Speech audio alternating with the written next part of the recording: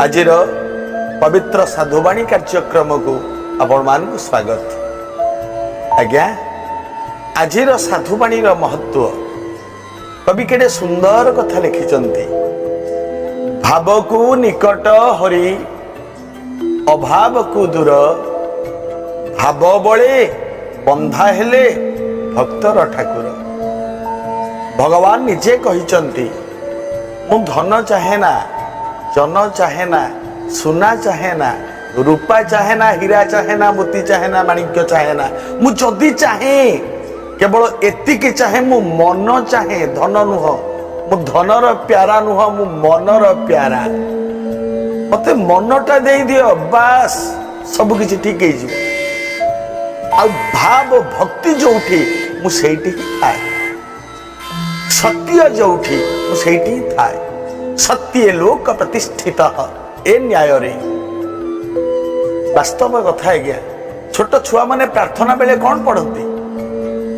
सत कही बाकू किया डरबी, सत कही पछे मले मरिबी।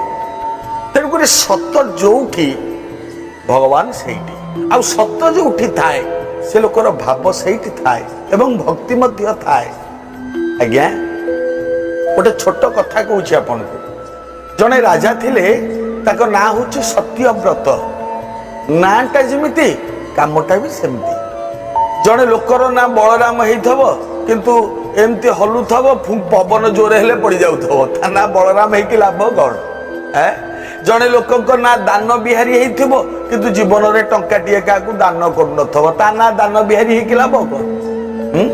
नाइ जनक ना पद्मनयन हेइथबो किंतु देखिला बेलू सी अंध, लाभ कौन से नाम रे। किंतु ए जो राजा सत्यव्रत तांको नाटी हैला सत्यव्रत एवं वास्तव रे सी सत्य रे सब बेले व्रती, सब बेले सत्य रे ही थांती एवं मिथ्या तांको स्पर्श भी करी नाही।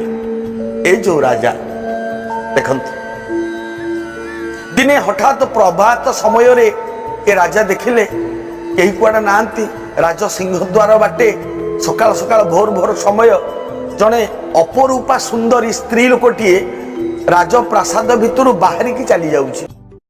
राजा अनैले कहले ये तो हम राजअंतपुर स्त्री लोक नुह, एते अपरूपा सुंदरी, देहरु जेमती ज्योति बाहरी पडुची। राजा अनैले पचारिले आपण किए, कोड जाउचंदी आपण? आपण कोन हम अंतपुरर लोक? ए स्त्री लोकटी कहिला, ए अपरूपा सुंदरी स्त्री लोक कहिला, हे राजन मते आपण चिन्हि नाहंती, किंतु मु आपणक पाखरे आपणक घरे अनेक दिन हैला थिली, आउ आजी चली जाउची। किए आपण? मु धनलक्ष्मी चली जाउची। काहे कि आपण काई चली जिबे? असुविधा को? लक्ष्मी कहले नाही, मो ना होची चंचला, मु गोटे जगार स्थिर होकर रही पारेनी। नहीं मु चंचला, मु सब बेले चंचल, सब बेले अन्यत्र बदली ही जीवा पई मते भल लागे। मु गोटे जगार स्थिर होकर रही पारे ना, सेति पई मु चली जाउछी।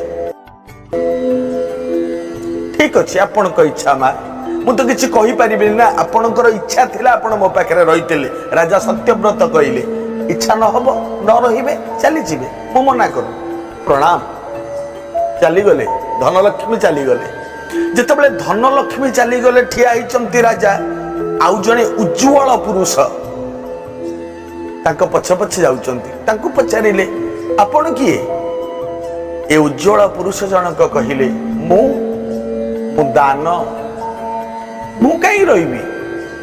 आपणक पाखरे जदि धन न रहिबो आपण कोन दान देई परिबे? आज्ञा धन जहा पाखे सी दान दब बोली आर भी किसी माने नहीं। लोक अछंती अमाप अमाप धन तांक पाखे अच्छी, किंतु एक पैसा मध्य से माने केबे दान करंतिनी। केबे भी नुह।